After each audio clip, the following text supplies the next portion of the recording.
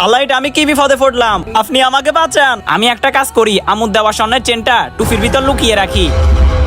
এই তুই এই রাস্তা দিয়ে কই যাস? শহরে আমার বাবার সাথে দেখা করতে যাচ্ছি। এই ছেলে সত্যি করে বল, কই যাইতেছস? আমি সত্যি করে বলতেছি, শহরে আমার বাবার সাথে দেখা করতে যাচ্ছি। শহরে আমার বাবা চাকরি করে। আহ হা হা।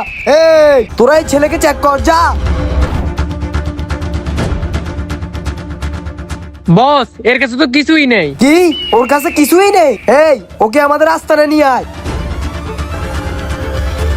সত্যি করে বল, তোর কাছে কি আছে? আমি আমার মায়ের স্বর্ণের চেন নিয়ে আমার বাবার কাছে যাইতেছিলাম। কি সত্যি সত্যি স্বর্ণের চেন? কই রাখছ দেখি। এই তো চেন। আরে তুমি যদি একটু মিথ্যা কথা বলতা তাহলে তোমার মায়ের স্বর্ণের চেনটা বেঁচে যেত। আমি এর চেয়েও আরো বড় সম্পদ রক্ষা করেছি। আরে সেটা আবার কি? সেটা হচ্ছে আল্লাহ তাআলার হুকুম আর আমার মায়ের দেওয়া শিক্ষা।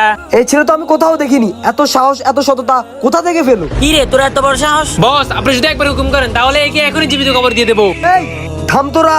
আর আমাকে আল্লাহর সামনে মিথ্যাবাদী হয়ে দাঁড়াতে হবে না। বাবা তুমি আমার চোখ খুলে দিয়েছো, আজ থেকে আর কোনো খারাপ কাজ করব না। হেদায়েতের মালিক হচ্ছে আল্লাহ। কমেন্টে আল্লাহর নামটি লিখে যান।